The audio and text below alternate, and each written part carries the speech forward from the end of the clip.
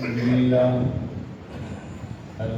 لله وكفى وسلام على عباده الذين اصطفى خصوصا على سيد الرسل وخاتم الأنبياء وعلى آله وأصحابه الأتقياء الذين النجوم الهدى.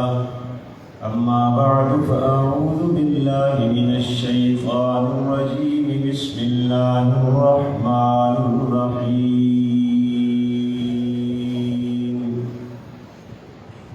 يا أيها الذين آمنوا ادخلوا في السلم كافة ولا تتبعوا خطوات الشيطان إنه لكم عدو مبين. قال النبي صلى الله عليه وسلم إن الله اختارني واختار لي أصحابي وقال عليه الصلاة والسلام أنا هزكم من الأنبياء وأنتم هزي من الأمم. إن الله وملائكته يصلون على النبي يا أيها الذين آمنوا صلوا عليه وسلموا تسليما. اللهم صل على محمد وعلى آل محمد كما صليت على إبراهيم وعلى آل إبراهيم إنك حميد مجيد. اللهم بارك على محمد وعلى آل محمد كما باركت على إبراهيم وعلى آل إبراهيم إنك حميد مجيد.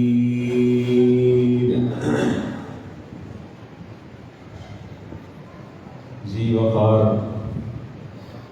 حضرات علماء کرام، بالخصوص خانوادہ سادات، ہم سب کے دلوں کی دھڑکن، لاہور کی زینت، فخر السادات جناب حضرت مولانا سید عبداللہ شاہ صاحب، میزبان محترم، پیکر اخلاص، انتہائی عجز و انکساری کے پیکر جناب حضرت مولانا قاری محمد غفران صاحب دامت برکاتہم العالیہ، میرے محترم بزرگوں، بھائیوں، نوجوان ساتھیوں، عزیز بچوں،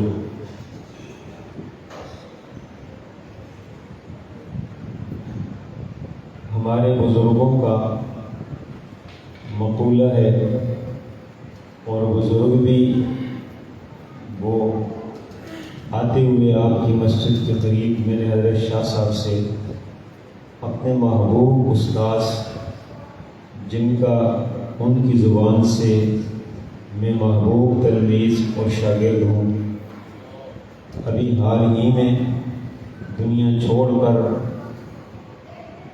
آخرت کے سفر میں گامزن ہونے والے اور اپنی زندگی کے آخری عمل ختم نبوت اور قاضی فائز عیسیٰ کی عدالت میں مسلمانوں کو 50 سال بعد سرخ روئی جو دیکھنی پڑی، اس میں سچی بات یہ ہے، اصل کردار جس کا ہے وہ حضرت مولانا قاضی عبدالرشید۔ اس میں بلا مبالغہ کوئی مبالغہ نہیں ہے۔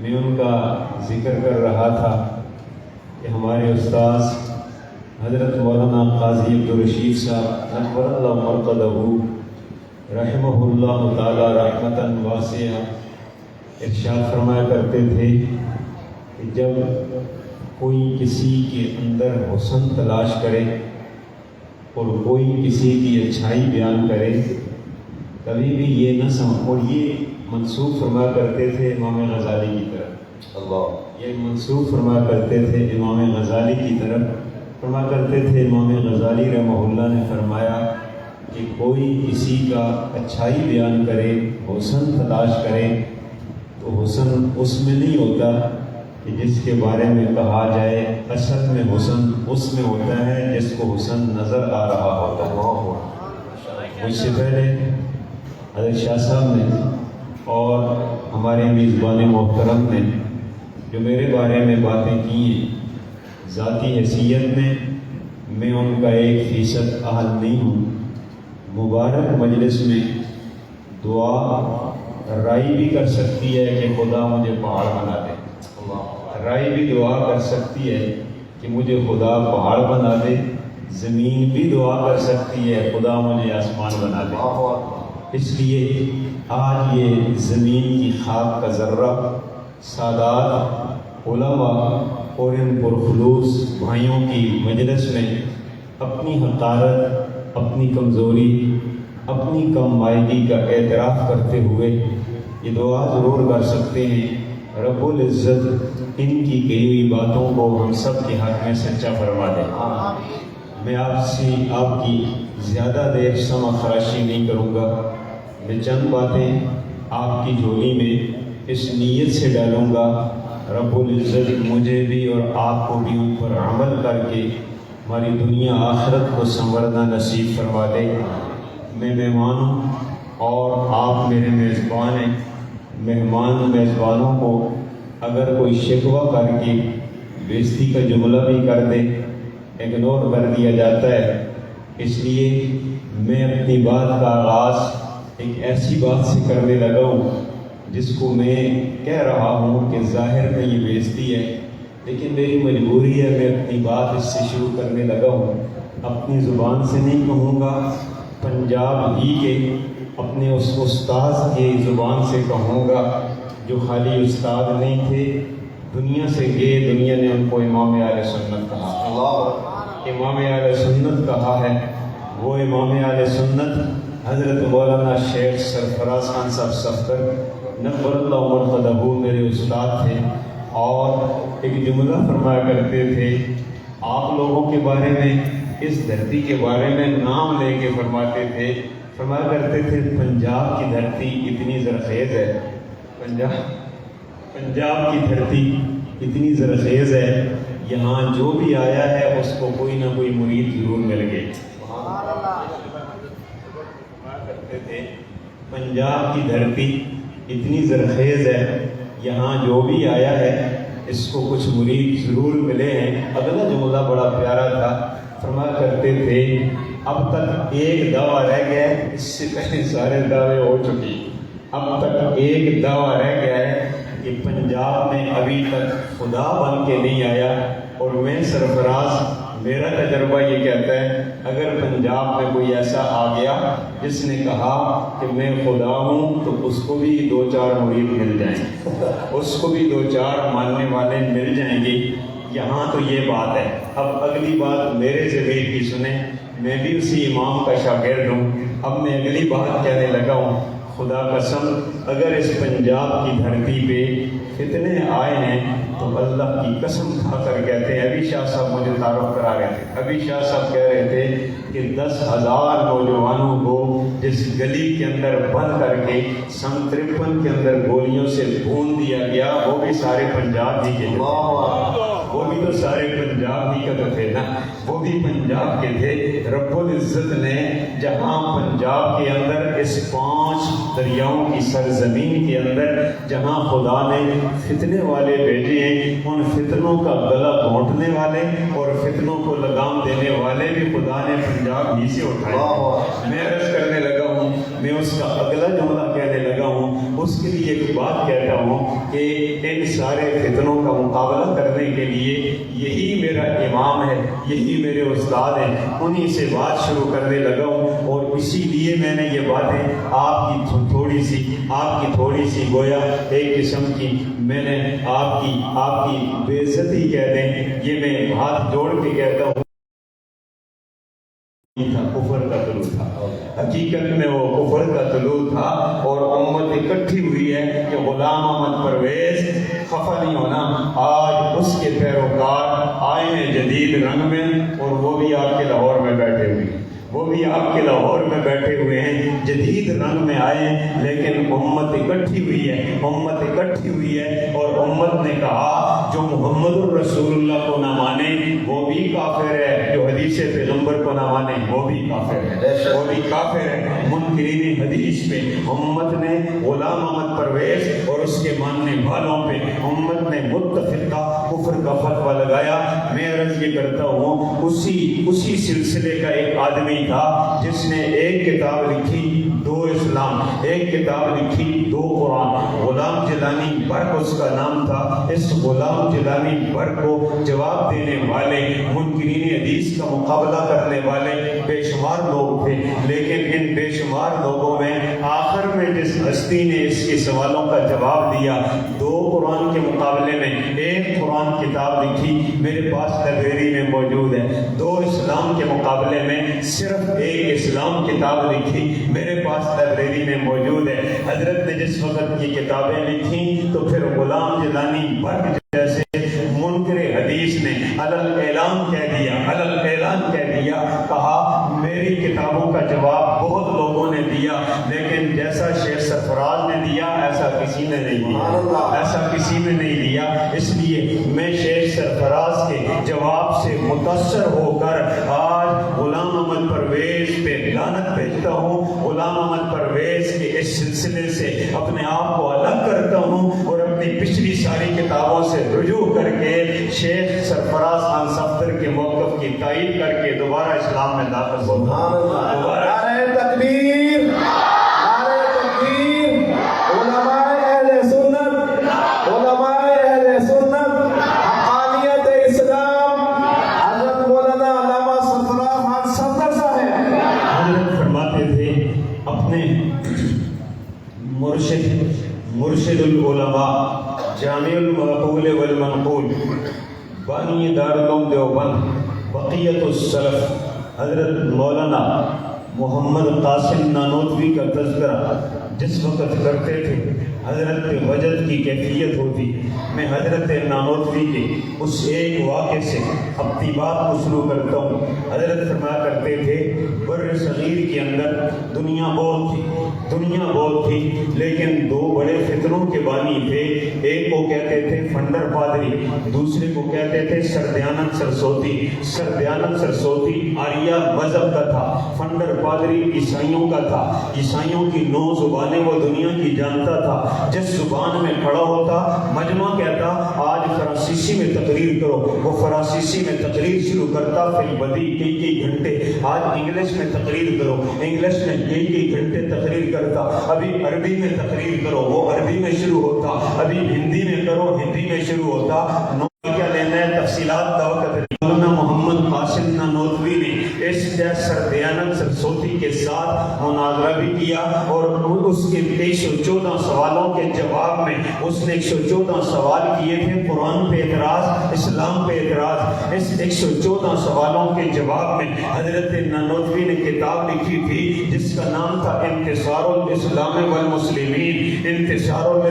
والمسلمین، اب بھی موجود ہے، ملتی ہے۔ حضرت فرماتے تھے جب مناظرے کا ایک دن آمنا سامنا ہوا، حضرت نانوتوی کا جسم پتلا تھا، قد جو ہے وہ کم تھا اور کمزور جسم تھا، عمر بھی تھوڑی تھی۔ جس وقت یہ سردیانند سرسوتی کے مقابلے میں آئے تو سردیانند سرسوتی کو پہلے موقع ملا، یہ اٹھا، مجمع موجود تھا، مجمع میں مسلم بھی تھے، مجمع میں ہندو بھی تھے، مجمع میں سکھ بھی تھے، ان سب کی موجودگی میں اس سردیانند سرسوتی نے ایک ایسی بات کی کہ عام لوگوں کے نزدیک گویا مجلس لوٹ کے چلا گیا اور مین آف دی میچ بن کے چلا گیا۔ وہ کیا کہا؟ اس نے کہا میرے بھائیوں میں تمہیں کہتا ہوں یہ میری 2 انگلیاں تمہیں نظر آتی ہیں؟ کہا ہاں نظر آتی ہیں۔ کہنے لگا ہیں تو نظر آتی ہیں، نہ ہو تو نظر نہیں آتی۔ اس سے ایک بات اور نکالی اس نے کہا جو شے ہو وہ نظر آتی ہے اور جو نہ ہو وہ نظر آتی نہیں ہے، اور جو نظر آئے وہ ہوتی ہے اور جو نظر نہ آئے وہ ہوتی بھی۔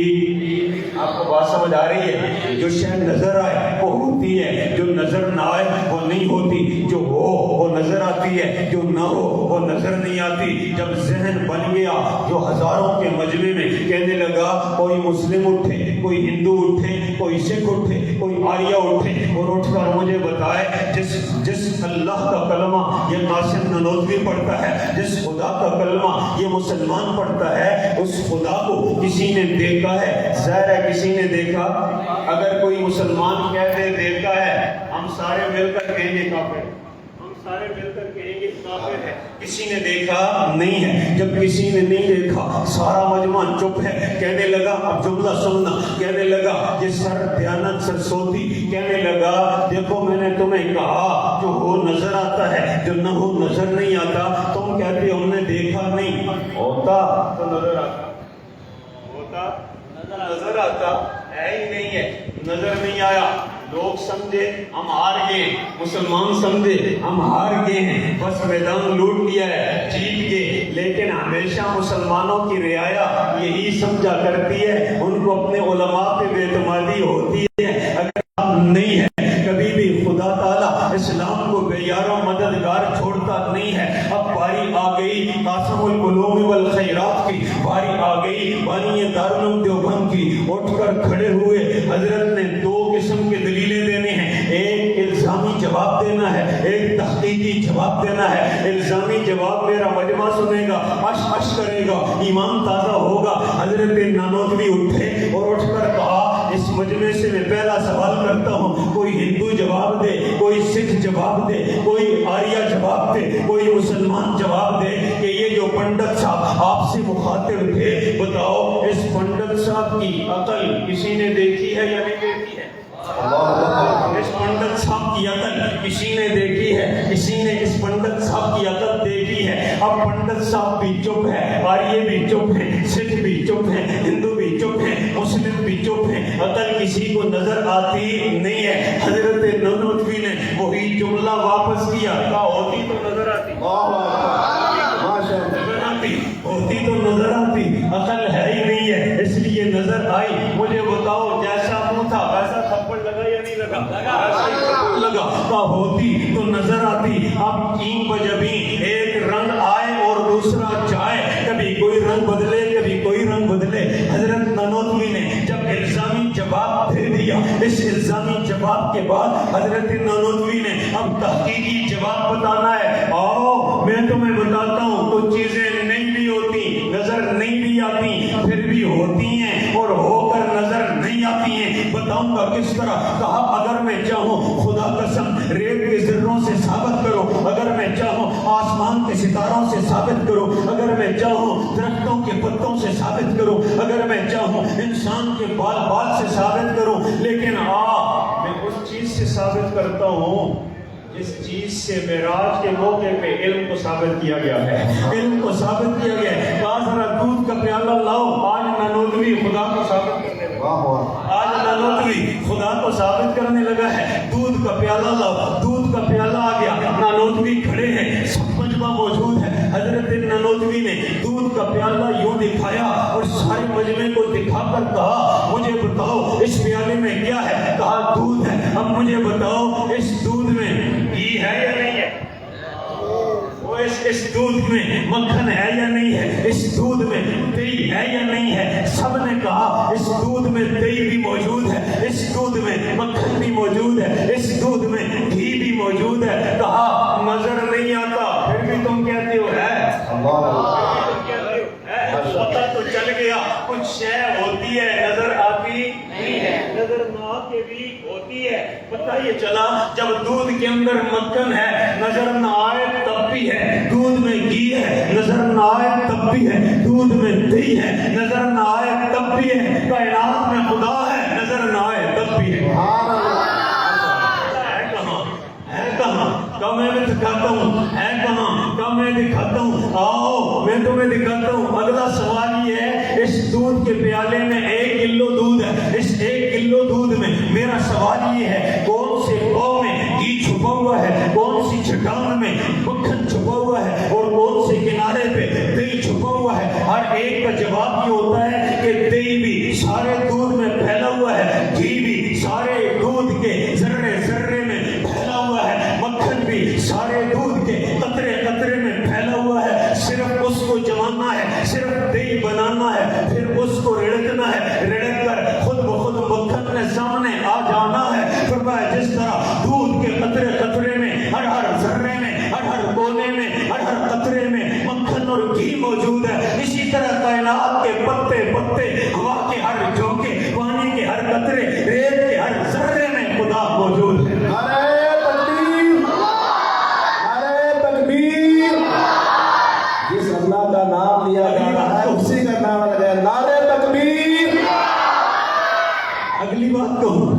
حضرت نانوتوی نے جب یوں کا وہ جملہ سنا جاتا ہوں، موضوع میرا ادھر پھرنے لگا ہے، میں موضوع کو ذرا ادھر لے جاتا ہوں. جس وقت اس سردیانت سرسوتی نے دیکھا میں ہار گیا، میری ضروریت ہار گئی، 3 مذہب دوست کے بیٹھے ہوئے تھے، سکھ بھی، ہندو بھی، آریہ بھی، اور اللہ کی قسم جس وقت حق والا آ جاتا ہے، 1 نہیں 2 نہیں 1000 بھی ہوں، سارے ہرا کرتے ہیں، حق ہی جیتا کرتا ہے، حق ہی جیتا کرتا ہے. جس وقت دیکھا حق جیت گیا، اسلام جیت گیا، خدا جیت گیا، خدا والے جیت گئے، اب اس نے آخری حملہ کرنا ہے، آخری حملہ، اور اس آخری حملے کا جواب اس علم میں نہیں دینا ہے، اس علم میں دینا ہے، وہ بھی علم نے جواب دینا ہے. اس نے آخری حملہ کیا، آخری حملہ کر کے کہا نانوتوی قاسم تیرا بھی کوئی دین ہے، دین تو میرا ہے، تیرا بھی کوئی مذہب ہے، مذہب تو میرا ہے. تیرا مذہب یہ کہتا ہے کہ جو عورت اور مرد تمہارے ساتھ 60 سال کی زندگی اکٹھے گزاریں،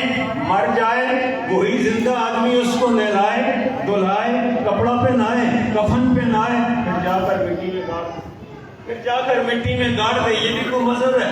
مٹی میں ڈالتے ہو اپنے مردے کو، مٹی میں دفناتے ہو اور مٹی میں ملا دیتے ہو، خاک میں ملاتے ہو. مذہب تو ہمارا ہے، دیکھو جلاتے ہیں مردے کو، مردے کو جلانا اصل ہے، دفنانا اصل نہیں ہے. میں نے کہا اب یہاں کا علم کام نہیں کرے گا، اب وہاں کا علم کام کرے گا. حضرت نانوتوی اٹھے، کہا اجازت ہو تو میں اسی ایک عمل سے تیرے اور اپنے مذہب کی فرق کو واضح کر دوں. کہنے لگا کرو. ہاں تیرا مذہب کہتا ہے مردے کو جلا دو، میرا مذہب کہتا ہے مردے کو دفنا دو. جو اس دونوں عملوں میں فرق ہے وہ تیرے اور میرے مذہب میں فرق ہے، تیرے اور میرے دین میں فرق ہے. تو کہتا ہے جلا دو، میں کہتا ہوں دفنا دو. تیرا مذہب کہتا ہے جلا دو، میرا مذہب کہتا ہے دفنا دو. سن، نانوتوی کہتا ہے کچرے کو جلایا جاتا ہے، خزانے کو دفنایا جاتا ہے.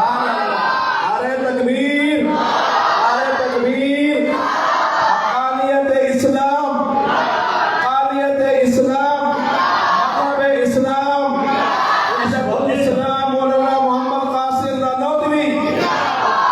تمہارا مردہ کچرا ہوتا ہے، ہمارا مردہ خزانہ ہوتا ہے. ہم خزانہ سمجھ کے دفناتے ہیں، تم کچرا سمجھ کے جلاتے ہو. بات ہوتی تو کیا ہوتی اس واقعے سے؟ میں اگر 2 باتیں اخذ کروں، میرا ساتھ دیں گے آخر تک؟ ساتھ دیں گے. بس میں زیادہ دیر آپ کو تھکاؤں گا نہیں. میں عرض کرنے لگا ہوں، پہلی بات کچھ دکھا کوئی ہوتا ہے نظر نہ آئے تب بھی ہوتا ہے. بولو نظر نہ آئے. پہلی بات یہ نکلی. دوسری بات یہ نکلی کہ میرا مذہب خزانہ بناتا ہے، باقی سارے مذہب کچرا بناتے ہیں. یہ بات ہے. 2 باتیں نکل آئیں. اگر ان 2 باتوں کا سہارا لے کر میں آج سیرت کے عنوان پہ کچھ بات کرنا چاہوں، آپ سے میری درخواست ہے دست بدستہ، آپ نے آخر تک جانا نہیں ہے اور میرے ساتھ کچھ ارادے کر کے جانے ہیں. پہلی بات کہنے لگا ہوں کہ وہ ذات ہے، نظر نہ آئے تب بھی ہے. سوال یہ ہے کہ ہمیں اس ذات کو دکھایا کس نے ہے، ہمیں اس ذات کا دکھایا کس نے ہے. کبھی کبھی ایسا ہوتا ہے، کبھی کبھی ایسا ہوتا ہے کہ یوں کاغذ پہ تصویر دکھائی جاتی ہے، اللہ قسم اس طرح وضاحت نہیں ہوتی. کبھی اخبار میں فوٹو دکھایا جاتا ہے، اس طرح وضاحت نہیں ہوتی. لیکن ایک آدمی اٹھ کر 5 منٹ بات کرتا ہے، فوٹو نہ بھی دیکھا ہو، تعارف کا حق ادا ہو جاتا ہے. تعارف کا حق ادا ہو جاتا ہے. ہوتا یا نہیں ہوتا؟ کبھی فوٹو دیکھ کے بھی سمجھ نہیں آتی، ویڈیو دیکھ کر بھی سمجھ نہیں آتی، تصویر دیکھ کر بھی سمجھ نہیں آتی. 2 جملے کہہ دیے جائیں سمجھ آتی ہے. میں نے کہا خدا کا فوٹو تو ہے نہیں ہے، خدا کی صورت تو ہے نہیں ہے، لیکن اس کائنات میں محمد عربی نے اپنی زبان سے اور اپنے کردار سے جیسا خدا کا تعارف کرایا، خدا قسم خدا عیاں ہو کے رہ گیا. خدا کو واضح کر کے چھوڑ دیا، خدا کو پتے پتے سے نکال کے چھوڑ دیا، ہر ایک کے سامنے لا کر چھوڑ دیا. ایمانداری بتاؤ، قیامت کی صبح تک جو بھی کلمہ پڑھ کے، جو بھی آنکھوں سے آنسو بہا کے، جو بھی اپنے مردے کو دفنا کے، جو بھی تہجد کی نماز میں 2 رکعت پڑھ کے، جو بھی استغفار کر کے، جو بھی قرآن کی تلاوت کر کے رب کا قرب پانا چاہے گا، مجھے بتاؤ بغیر میرے نبی کے وسیلے سے پا سکتا ہے؟ کہا ہی نہیں سکتا. سوال ہی نہیں ہے. آج قیامت کی صبح تک میرے رب کا تعارف بولو کرایا کس نے؟ محمد عربی صلی اللہ. نظر نہیں آتا پھر بھی تعارف کس نے کرایا؟ آمنہ کے لال نے نظر نہ آیا پھر بھی دکھایا کس نے؟ آمنہ کے لال.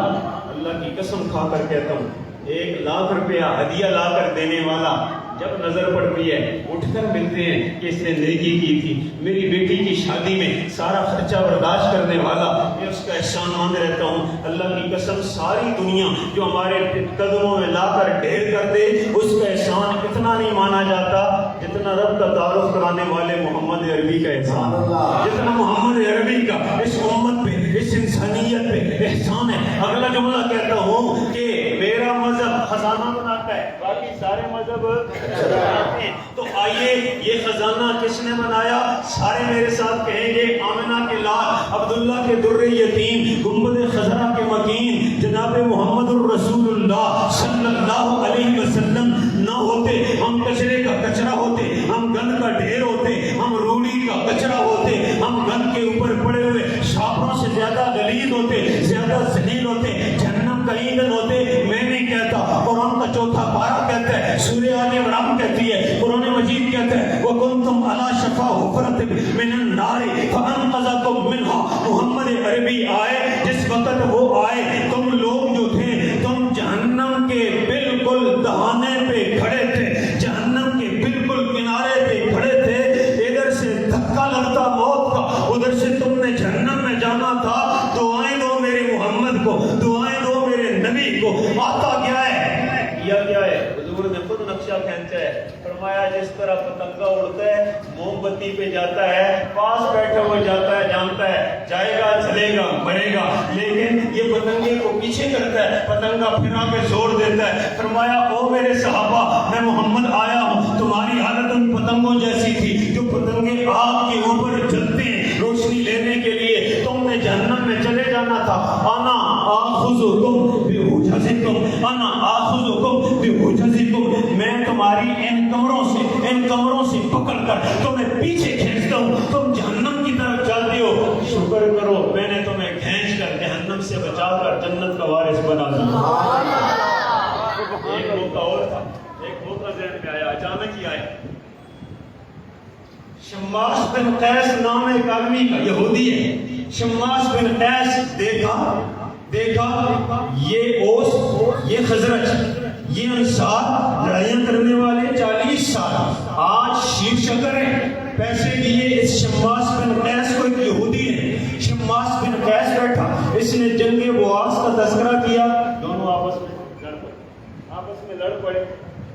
قبیلہ پرستی کا رنگ آیا. اگر آپ اجازت دیں تو میں کہوں, کسی نے نعرہ لگایا میں پنجابی ہوں, کسی نے نعرہ لگایا میں بلوچی ہوں, اجازت چاہتا ہوں, اس لیے وہاں بلوچی پنجابی تھے نہیں. لیکن کسی نے کہا میں جنوبی پنجاب کا ہوں, دوسرے نے کہا میں شمالی پنجاب کا ہوں, ایک نے کہا میں پٹھان ہوں, دوسرے نے کہا میں سندھی ہوں, تیسرے نے کہا میں مہاجر ہوں. یہ نعرے جس وقت لگے میرے آقا کو پتا چلا تلواریں نکل آئی ہیں, گھوڑے نکل آئے ہیں, ڈنڈے نکل آئے ہیں, کلاڑیاں نکل آئی ہیں, تلواریں نکلی ہیں. میرے آقا نے کہا جلدی کرو, میرے صحابہ کرام کو مسجد میں جمع کرو. مسجد میں جمع ہوئی, میرے آقا ممبر پہ تشریف لائے. کیا منظر ہوگا, سامنے صحابہ ہیں, ممبر پہ چاند بیٹھا ہوا ہے, حضور تشریف لائے. حضور نے کہا میں نے کیا باتیں سنی ہیں, تم کہتے ہو یا الاوس, تم کہتے ہو یا الخزرج, خزرج والے آؤ, اوس کا بیج مٹا دیں, اوس والے آؤ, خزرج کا بیج مٹا دیں. تم نے قومیت کا نعرہ لگایا ہے, سارے شرمندہ ہیں, حضور کے سامنے آنکھیں اونچی نہیں کر سکتے, سارے نظریں نیچے کیے ہوئے شرمندگی کی حالت میں اقرار کر رہے ہیں. میرے آقا نے ایک جملہ فرمایا, دعوها فإنها منتنة, دعوها فإنها منتنة. قبیلے کا نام, قوم کا نام, زبان کا نام, رنگ کا نام, نسل کا نام, صوبے کا نام, علاقے کا نام اور قومیت کا نام ایسا بدبودار نعرہ ہے جو قوم کے نام پہ اپنے کو اعلیٰ, دوسرے کو ادنا, سندھی کے نام پر بلوچی کو ادنا, بلوچی کے نام پر پنجابی کو ادنا, پٹھان کے نام پر مہاجر کو ادنا قرار دے. میرے آقا فرماتے ہیں دعوها فإنها منتنة, تمہیں بو آئے یا نہ آئے, میں محمد کو اس سے بڑی بدبو آتی ہے, محمد کو اس سے بڑی بدبو آتی ہے. بدبودار نعرہ ہے, اس نعرے کو چھوڑ دو. اتنا کہنا تھا, حضور کو بو آتی ہے, ہم اس کو گلے لگا لیں. حضور کو بو آئے, ہم اس کو گلے لگا لیں. یہ ہو نہیں سکتا. جس سے نبی کو خوشبو آئے امتی کو بھی وہاں سے خوشبو آتی ہے، وہاں سے نبی کو بدبو آئے امتی کو بھی وہاں سے بدبو آتی ہے۔ ہو نہیں سکتا جہاں سے نبی کو بدبو آئے امتی وہاں خوشبوئیں تلاش کرتا پھرے، اور جہاں سے نبی کو خوشبو آئے امتی وہاں قریبی نہ آئے۔ مجھے آپ بتائیں ایمانداری، سب سے زیادہ خوشبو ہمارے نبی کو مسجد سے آتی تھی نہیں آتی تھی؟ بولو یا سب سے زیادہ خوشبو یوں مجھے آپ بتائیں خوشبوؤں کا مرکز جنت ہے یا نہیں ہے؟ بولیے خوشبوؤں کا مرکز کون سی ہے؟ جنت۔ جنت میں خوشبوئیں ہیں، جنت میں بدبو کا نام نہیں ہے، حتیٰ کہ یہ پسینہ نہیں ہے، حتیٰ کہ یہ آنکھوں کی چیزیں نہیں ہیں، حتیٰ کہ ناک سے نکلنے والی ریٹھ نہیں ہے، کچھ بھی نہیں ہے۔ بولو جنت میں خوشبو ہے۔ میرے آقا کیا فرماتے ہیں؟ دنیا میں اگر جنت کی برانچ کسی نے دیکھنی ہو تو مسجد اللہ نے بنائی ہے۔ مسجد جنت ہے یا نہیں ہے؟ مسجد جنت ہے۔ آئیے اتنا بڑا مجمع، یہ کیا ہے؟ غیر ارادی طور پر یہ موقع آ گیا ہے، میں ارادہ لینا چاہتا ہوں، میرے ساتھ ارادہ کریں گے۔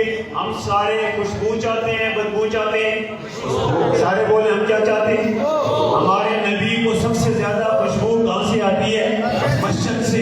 آئیے خوشبوئیں لینے کے لیے دن میں 5 وقت مسجد میں آیا کریں گے انشاءاللہ، آیا کریں گے انشاءاللہ۔ بلکہ نہیں، میرے مرشد کہتے ہیں ہم تو جو گزارے والے مسلمان ہیں، گزارے والے مسلمان ان پہ 5 نمازیں فرض ہیں۔ گزارے والے مسلمان جو صحیح خدا تک پہنچنا چاہتا ہے اس کے لیے 5 فرض ہیں اور 4 نفلی ہیں۔ 24 گھنٹوں میں 9 نمازیں خدا نے کتنی نمازیں دی ہیں؟ بولو کتنی نمازیں دی ہیں؟ 9 نمازیں دی ہیں 24 گھنٹوں میں، 9 نمازیں، 5 تو فرض ہیں۔ ان فرض 5 نمازوں کے بیچ میں خدا نے 4 نمازیں ایسی رکھ دی ہیں۔ طلوع ہوا ہے، اشراق ہے، تھوڑا سا اوپر اٹھا ہے، چاشت ہے۔ اب یہ وہ جس وقت یہ غروب ہوا ہے یہ اوابین ہے، اور جس وقت صبح صادق ابھی طلوع نہیں ہوئی ہے، رات کی تاریکی ہے، اس وقت تہجد کی نماز ہے۔ پانچوں کی کوشش کریں گے انشاءاللہ۔ 1 منٹ کے لیے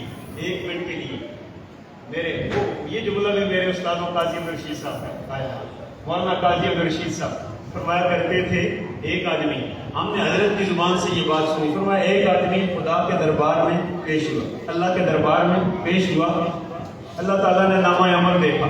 حضور فرما رہے ہیں اللہ تعالیٰ نے نامہ عمل دیکھ کر کہا کہ اس کا نامہ عمل تہجد کی نمازوں سے بھرا ہوا ہے۔ روزانہ ساری زندگی تہجد کیا ہے؟ شرمندگی سے سر نیچے کیا، یا اللہ تیری ربوبیت کی قسم ہے، تو جانتا ہے، سب کے سامنے رسوا نہ کر، میں نے زندگی میں ایک دن بھی تہجد نہیں پڑھی۔ نامہ عمل بھرا ہوا ہے کس سے؟ تہجد سے۔ اور اقرار کیا کرتے ہیں؟ میں نے ایک دن بھی تہجد پڑھی نہیں ہے۔ نوجوانوں وعدہ میرے ساتھ کیا آخر تک چلیں گے، اب کوئی اٹھے گا نہیں، کہنے گے کیا آخر کا وعدہ کریں، نہیں تو سبحان اللہ کہیے۔ جو نامہ عمل تہجد سے بھرا ہوا ہے، کہتے ہیں یا اللہ تو جانتا ہے میں نے زندگی میں ایک دن بھی تہجد پڑھی نہیں ہے۔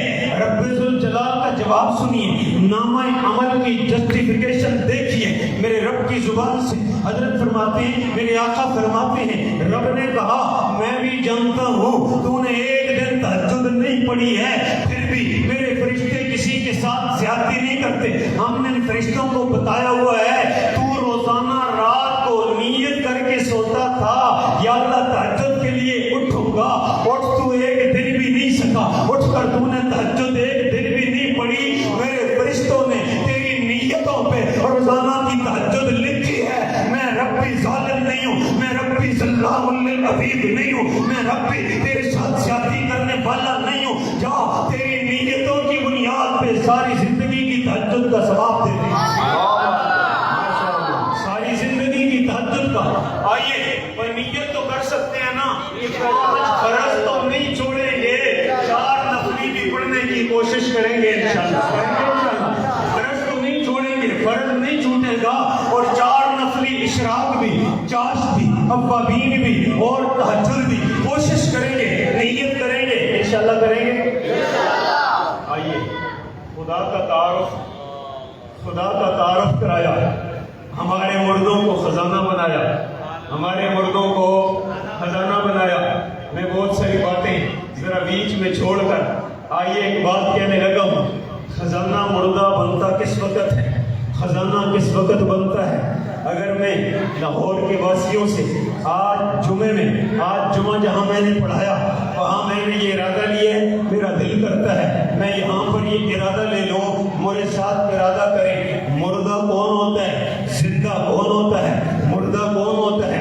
زندہ کون ہوتا ہے؟ میں کہتا ہوں جس کو مردہ میرا نبی کہہ دے وہ جیتے ہوئے بھی مردہ ہے، جس کو زندہ میرا نبی کہہ دے وہ مر کر بھی زندہ ہے.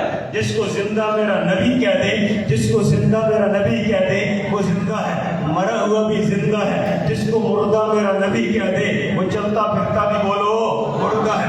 میرے آقا نے بہت سارے لوگوں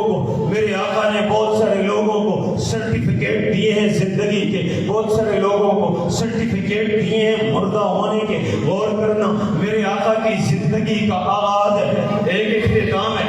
تھوڑی سی بات بوجھل نہ ہو تو میں کہنا چاہتا ہوں میرا دل کر رہا ہے اگر یہ بات میری سمجھ جاؤ. میرے آقا نے کچھ لوگوں کو زندہ ہونے کا سرٹیفکیٹ دیا، کچھ لوگوں کو مردہ ہونے کا سرٹیفکیٹ دیا. غور کرنا میری بات پہ، یہاں میرے آقا کے نبوت کا آغاز ہے، یہاں پہ میرے آقا کی امت کا اختتام ہے. جب میرے آقا کی نبوت کا آغاز ہوا تو زندوں کا سردار ایک نظر آتا ہے، مردوں کے سردار دو نظر آتے ہیں. جب میرے آقا کی نبوت کا اختتام ہوگا، قیامت کا قرب ہوگا، سور پھونکا جانا لگے گا اور قیامت قائم ہونے لگے گی، اس وقت بھی ایک منظر ہوگا لیکن مردوں کا سردار ایک ہوگا، زندوں کے سردار دو ہوں. لوگوں نے اس جملے کو لیا نہیں، میں پھر بولنے لگا ہوں. ایک میرے آقا کا آغاز ہے، اس امت کا کیا ہے؟ آغاز ہے. ایک اس امت کا اختتام ہے. اس امت کا آغاز حضور کے آنے کے ساتھ ہوا ہے، امت کا اختتام اسرافیل کے سور پھونکنے کے ساتھ ہوگا. آغاز میں جس وقت دیکھتے ہیں دو سردار مردوں کے نظر آتے ہیں، گویا دو پارٹیاں مردوں کی ہیں، ایک پارٹی زندوں کی ہے، ایک جماعت زندوں کی ہے، دو جماعتیں مردوں کی ہیں. جس وقت امت ختم ہوگی، جس وقت امت کا اختتام ہوگا، قیامت کا قرب ہوگا، وہاں بھی جماعتیں تین ہوں گی. بولو جماعتیں کتنی ہوں گی؟ تین. ان تین جماعتوں میں ایک جماعت مردوں والی ہوگی، دو جماعتیں زندوں والی ہوں گی. آپ کہیں گے بات سمجھ نہیں آئی، میں سمجھاتا چلا جاؤں. جس وقت میرے امت کا آغاز ہوا، حضور کی نبوت کا آغاز ہوا، ہمیں مردوں کے دو سردار ابو جہل اور عبداللہ بن ابی نظر آتے ہیں، زندوں کا سردار ابو بکر صدیق نظر آتے ہیں یا نہیں آتے؟ زندوں کی ایک ہی جماعت سردار ابو بکر صدیق تھے، لیکن مردوں کی جماعتیں کتنی تھیں؟ دو. ایک ڈرنے والے تھے، کھل کے کہتے تھے نہیں مانتے، اور دوسرے کہتے تھے نہ بزرگوں ہم آپ کے ماننے والے ہیں، پیچھے جڑیں اس طرح کاٹتے جیسے ابو جہل بھی نہ کاٹ سکتا. میں عرض کرتا ہوں مردوں کی جماعتیں دو ہیں، زندوں کی جماعت ایک ہے. اچھا، ان مردوں کا قصور کیا تھا؟ ان زندوں کا اعزاز کیا تھا؟ ان زندوں کا اعزاز کیا تھا کہ ساری انسانیت کے جنتیوں کے سردار بنے، ان کا اعزاز کیا تھا؟ اور مردوں کا قصور کیا تھا؟ دیدار لوگوں کا مجمع بیٹھا ہے، جملہ بولنے لگا اس کو ضائع نہ کرنا. مردوں کا قصور یہ تھا کہ حضور کی باتیں سنی انہوں نے بھی ہیں، اپنے کانوں سے سنی ہیں، اور حضور کی باتیں ان زندوں نے بھی سنی ہیں. یہی بات ہے کہ حضور کی باتیں دونوں نے، تینوں نے سنی ہیں، لیکن قصور والوں کا قصور دیکھنا، اعزاز والوں کا اعزاز دیکھنا. جن کا قصور تھا، جو مردے بن گئے، جو جہنمی بن گئے، عذاب عظیم، عذاب علیم، عذاب مہین کے مستحق بن گئے. جو مردے تھے ان کا قصور کیا ہے؟ جو زندے تھے ان کا اعزاز کیا ہے؟ لاہور کے زندہ دلانے لاہور میں کہنے لگا ہوں منافقوں کا اور کافروں کا قصور یہ تھا، ادھر سے سنتے تھے ادھر سے نکالتے تھے. یہ بات ہے کہ نہیں؟ ادھر سے بولو نا یار کو بات اگر سمجھ آئیے، ادھر سے کبھی بھی اس بات کو نہ یہاں جگہ دی ہے نہ یہاں جگہ دی ہے. یہی بات ہے کہ نہیں؟ یہ بات حضور کی خود سنتے تھے لیکن ادھر سے ڈالتے تھے ادھر سے نکالتے تھے. اور زندوں کا اعزاز کیا ہے؟ صحابہ کرام آل بیت اعظم کا اعزاز کیا ہے؟ انہوں نے دونوں کان نکالنے کے لیے نہیں, ڈالنے کے لیے وقف کیا. دونوں کان ڈالنے کے لیے وقف کیے تھے. یہ دونوں کانوں میں بات ڈالتے تھے, یہ بات ڈلتی دونوں کانوں سے تھی. جاتی کہاں تھی؟ کبھی یہاں جاتی سر پہ, کبھی یہاں آتی, یہاں آتی وہاں. یہ یہاں اور وہاں کا فرق سمجھانے لگا. اور کرنا واقعہ سناتا ہوں. صحابی بیٹھے ہوئے, ناراض تو نہیں, دیر تو نہیں, تھکے تو نہیں, تھکے تو نہیں. ایک دفعہ سبحان اللہ, صحابی بیٹھی. مجھ سے پہلے شاہ صاحب نے یہ بات تفصیل کے سے ساتھ آپ کے سامنے کی. صحابی بیٹھے ہیں, ایک تابعی آتے ہیں. تابعی اپنی محبت کا اظہار کرتے ہوئے کہتے ہیں, صحابی سے کہتے ہیں, آپ کے دور میں حضور اس زمین پہ چلتے تھے یا کسی اور شے پہ چلتے تھے؟ کیا حضور کے چلنے کے لیے کچھ پھٹوں کا بندوبست ہوتا, کچھ سنگ مرمر کا بندوبست ہوتا, کوئی نرم گدوں کا بندوبست ہوتا, کوئی تلائیاں بچھائی جاتی, سرانے, کیا ہوتا تھا؟ اس زمین پہ چلتے تھے, کہاں چلتے تھے؟ جب یہ سوال تابعی نے صحابی سے کیا, آگے سے صحابی نے کہا خدا نے زمین بنائی چلنے کے لیے تھی, ہم بھی اسی زمین پہ چلتے تھے, حضور بھی اسی زمین سے پہ چلتے تھے. اس تابعی نے عشق میں آ کر, محبت میں آ کر ایک بات کی ہے, لیکن اس بات کا جواب فوری نہیں دینا ہے. آپ نے فوری نہیں دینا ہے, بات کو پہلے سمجھنا ہے. اس تابعی نے صحابی سے کہا آپ عجیب لوگ تھے, آپ حضور کو زمین پہ چلنے دیتے تھے. ہم ہوتے ہم اپنے بازو ننگے کر کے نیچے بچھاتے, اپنی سینے ننگے کر کے نیچے بچھاتے, اپنے پیٹ سے کپڑا ہٹا کے نیچے بٹھاتے, اپنے پشتیں نیچے رکھتے, اور حضور ہمارے جسموں کے اوپر چلتے, حضور کو زمین پہ ہم قدم نہ رکھنے دیتے. بات بڑی محبت والی ہے, لیکن لاہور والوں محبت والی ہر بات کو ایک دم آدمی اپریشیٹ نہیں کرتا, دیکھنا پڑتا ہے. جہاں کہنے والا چھوٹا ہو, سننے والا بڑا ہو, فرق ضرور ہوا کرتا ہے. یہاں کہنے والا چھوٹا ہے, سننے والے بڑے. صحابی سے تابعی کہہ رہے ہیں کچھ بات تو ہے نا, آگے سے جواب سنیے صحابی کا. صحابی نے اس تابعی سے کہا پہلے تو میں تمہیں کہتا ہوں منہ سنبھال کے بات کرو, یہ نہ کہو ہم ہوتے. آج کل نعتیں بھی ایسی آئی ہیں کہ نہیں, کاش دور نبی نبوت میں میرے مرشد کہتے ہیں یہ نعتیں نہیں ہیں, تعریف نہیں ہے, کوئی واضح کہتا ہوں یہ نعتیں نہیں ہیں, بلکہ کیا ہے, کیوں یہ خدا کی تقدیر کے ساتھ کھیلنا ہے. اللہ نے آج پیدا کیا, بولو ہم سارے اس پہ راضی ہیں کہ نہیں؟ کیا پتا. صحابی کا جملہ سنیے, صحابی کہتے ہیں تمہیں کیا پتا آج تم ایمان والے ہو ان صحابہ کی برکت سے.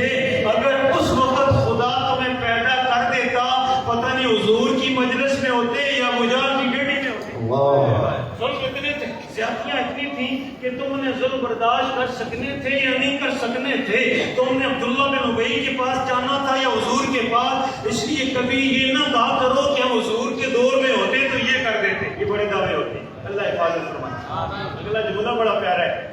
صحابی نے کہا حضور زمین پہ چلتے تھے, ہمارے سینے پہ, ہمارے پیٹ پہ, ہمارے سر پہ نہیں چلتے تھے, اور ہم حضور کو کندھے پہ اٹھا کے نہیں چلاتے تھے, زمین پہ چلتے تھے.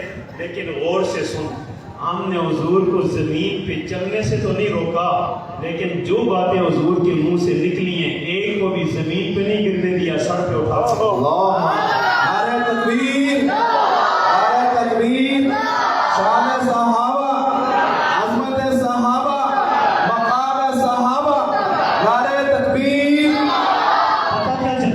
پتہ کیا چلا صحابی عشق نبوت کس کو کہتا ہے, صحابی حضور کا عشق کس کو کہتے ہیں, صحابی محبت رسول کس کو کہتے ہیں. صحابی کہہ رہے ہیں کہ تم بے شک زبان سے بار بار صدقے یا رسول اللہ کا نعرہ نہ لگاؤ, بار بار اپنے آپ کو عاشق رسول نہ کہو,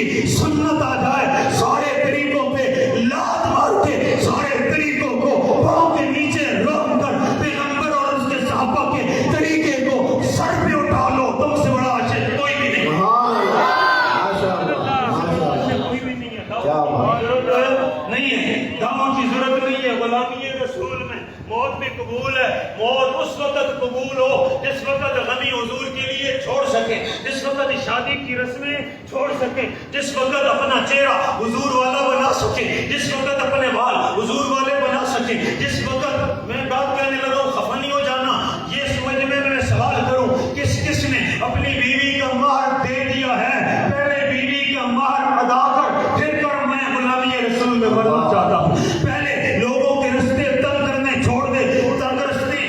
میں نے ایک جگہ پر کہا، ساتھیوں نے کہا بہت زیادہ پھیل گئی بات، بہت زیادہ پھیل گئی۔ میں نے کہا کنال کی کوٹھی ہوگی، کنال کی کوٹھی ہوگی، 2 کنال کا مکان ہوگا۔ حاجی صاحب سے پوچھے، چودھری صاحب سے پوچھے، سیٹھ صاحب سے پوچھے، ہمارے پتہ نہیں رانا صاحب کیا کیا نام ہوتے ہیں، خفا نہیں ہو جاتا، خفا پوچھے 2 کنال میں مکان بنایا، آپ نے گیٹ کتنے کا لگایا؟ کہتے ہیں 2 لاکھ کا گیٹ ہے۔ گیٹ کے ساتھ ٹائلیں کتنے کی لگائی؟ کہتے ہیں الحمدللہ ٹائلیں بھی 2.5 لاکھ کی لگی۔ میں نے پوچھا اندر فرش کس کا ڈالا ہے؟ کہتے ہیں زیارت کا ماربل لایا ہوں، زیارت کے ماربل کا فرش ہے۔ کتنے کا ماربل آیا؟ کہتے ہیں پورے 10 لاکھ کا ماربل آیا ہے۔ اس کے اوپر خرچہ کتنا ہوا؟ اتنے کا سیمنٹ لگا، اتنی مزدوری لگی، اتنا اس کے اوپر رگڑائی لگی۔ میں نے کہا تیار ہو گیا؟ کہتے ہیں تیار ہوا۔ میں نے کہا کتنے لگے؟ کہتے ہیں 1.5-2 کروڑ لگ گئے ہیں۔ 1.5-2 کروڑ کی کوٹھی بنا کر اس نے آخری جو دیوار لگائی ہے، باہر دیکھ رہا ہے صرف 8 فٹ کی گلی ہے، صرف 8 فٹ کی گلی ہے۔ مجھے آپ بتائیں 8 فٹ کی گلی ایک آدمی کی ہے یا سارے محلے کی سازی ہے؟ سارے محلے کی ہے نا، اس میں کسی ایک کا حق نہیں ہے، ایک ہی منفرد نہیں ہے۔ اس نے یہ تو نہیں کیا کہ 8 فٹ کی گلی میں اپنی طرف سے 4 فٹ اور ڈال دیتا، یہ 12 فٹ کی ہو جاتی، کراسنگ بھی ہو سکتی، 2 گاڑیاں کراس کر سکتی، لیکن اس نے یہ کیا اپنی آخری حد پہ دیوار لگا دی۔ اب ڈی پی سی ہے 5 فٹ اونچی، ڈی پی سی بنائی ہے 4 ساڑھے 4-5 فٹ اونچی، اور اس ڈی پی سی کے اوپر گاڑی کے چڑھانے کے لیے اور دروازے کھولنے کے لیے جو چھجا بنایا وہ بھی کہاں بنایا؟ گلی میں۔ بولو کہاں بنایا؟ گلی میں۔ جو سیڑھی بنائی وہ بھی گلی میں، جو بیٹھنے کی جگہ بنائی وہ بھی گلی میں، جو شیڈ بنایا وہ بھی گلی میں۔ میں نے پوچھا یہاں سے کوئی گزر سکے گا یا نہیں، گاڑی جا سکے گی یا نہیں؟ کہتا ہے میرا کام ہو جائے باقی دنیا کی بلا جائے، خصمن اٹھائیں جو مرضی کریں۔ اب میں نے اگلا سوال کر دیا، میں نے کہا آپ کے گھر کے سین میں کہیں پانی کھڑا ہوتا ہے؟ کہتے ہیں اللہ کے فضل سے ایک قطرہ پانی وہاں سے آئے سیدھا نالی میں جاتا ہے، ایک قطرہ بھی کھڑا ہوتا، ایک قطرہ بھی فرش پہ کھڑا ہوتا۔ میں نے کہا گھر کے سین میں پانی کھڑا ہوتا ہے؟ کہتے ہیں نہیں کھڑا ہوتا۔ میں نے کہا کیوں؟ کہتے ہیں لگایا بھی ماربل ہے، لگانے والا بھی ماہر تھا، رگڑائی بھی خوب کی ہے، اوپر پالش بھی کی ہے۔ میں نے کہا اب یہ بتائیں آپ کے سین میں تو ایک قطرہ پانی کھڑا نہیں ہوتا، لیکن گلی میں اتنی ٹھنڈ کھڑی ہے کسی نمازی کے کپڑے نمازی رہتے ہی نہیں، کسی نمازی کے کپڑے نمازی رہتے نہیں، پانی کھڑا ہے، یہ کیا کرتے ہو؟ کہتا ہے مسئلہ یہ ہے کہ میرے بائیں کی جو گلی ہے اس میں 1 ٹرالی خاکی کی لگتی ہے، 1 ٹرالی بجری کی لگتی ہے اور 10 توڑے سیمنٹ لگتا ہے۔ میں نے کونسلر صاحب سے بات کی ہوئی ہے، ڈھل جائے گی انشاءاللہ۔ 2 کروڑ کی کوٹھی بنانے والا اپنے سامنے 20,000 کی گلی پکی کر سکتا نہیں ہے۔ مجھے بتائیں جس وقت ہمارا کردار یہ ہوگا اور اگر اس سے بڑھ کر ہم آگے کردار ادا کریں، ہم رستے کھلے کرنے لگ جائیں، ہم گلیاں پکی کرنے لگ جائیں، لوگوں کے لیے راحت کا ذریعہ بننے لگ جائیں، تو پھر مجھے جملہ حضرت تھانوی کا یاد آ گیا۔ حضرت تھانوی کا ایک مرید تھا، اس نے آ کر کہا حضرت بیٹی جوان ہو گئی ہے، بیٹی بالغ ہو گئی ہے، دعا کریں اللہ تعالیٰ اچھا سا داماد عطا کر دے، اچھا سا رشتہ اچھا مل جائے، اچھا داماد مل جائے، حضرت دعا کریں۔ حضرت نے کہا میں دعا تو کروں گا، تمہیں میں پڑھنے کا وظیفہ نہیں دیتا، آج میں کرنے کا وظیفہ دیتا ہوں، آج میں کرنے کا وظیفہ۔ حضرت کیا وظیفہ؟ کہا میں تم سے پوچھتا ہوں، تو کہتا ہے جوان بیٹی ہے اور بالغ ہو گئی ہے، اچھا سا داماد ملے، میں تم سے پوچھتا ہوں تو بھی کسی کا داماد ہے یا نہیں ہے؟ خود بھی کسی کا داماد ہے یا نہیں ہے؟ کہنے لگا حضرت داماد ہوں، اللہ نے اسی لیے بیٹی دی ہے، داماد ہوں۔ فرمایا تو اپنے ساس سسر کے لیے اچھا داماد بن جا، خدا تجھے بھی اچھا داماد اپنے ساس سسر کے لیے۔ اچھا اگر میں حضرت تھانوی کے اس جملے پہ اضافہ کروں، ہر ہر ایک کہتا ہے اپنے بچے کو پکڑتا ہے بھائی صاحب کے پاس لاتا ہے, کہتے ہیں دم ڈالو نافرمان ہے, دم ڈالو گالیاں دیتا ہے, دم ڈالو سبق نہیں پڑھتا, دم ڈالو تعویذ دے دو شرارتیں کرتا ہے. تو آگے سے حضرت تھانوی کی طرح حضرت فرمائیں میں تمہیں پڑھنے کا وظیفہ نہیں کرنے کا وظیفہ دیتا ہوں, تو اپنے ماں باپ کے لیے اچھا بیٹا بن جا, خدا تیرے بیٹے کو اچھا بنا دے گا, خدا تیرے بیٹے کو اچھا بنا دیں گے. جیسی کرنی ویسی پڑھنی, نہ ہو یقین تو کر کے دیکھ, جنت بھی ہے دوزخ بھی ہے, نہ ہو یقین تو بھر کے دیکھ. ہم یہ کریں گے جیسا لوگوں سے توقع رکھتے ہیں ویسا معاملہ لوگوں سے کریں گے انشاءاللہ. اللہ رب العزت میرا بھی اور آپ کا بھی حامی و ناصر ہو. ان باتوں کو یہیں پہ چھوڑتا ہوں. اللہ رب العزت ہمیں نام کا غلام بننے کی بجائے کام اور کردار کا غلام بننے کی توفیق نصیب فرما دے.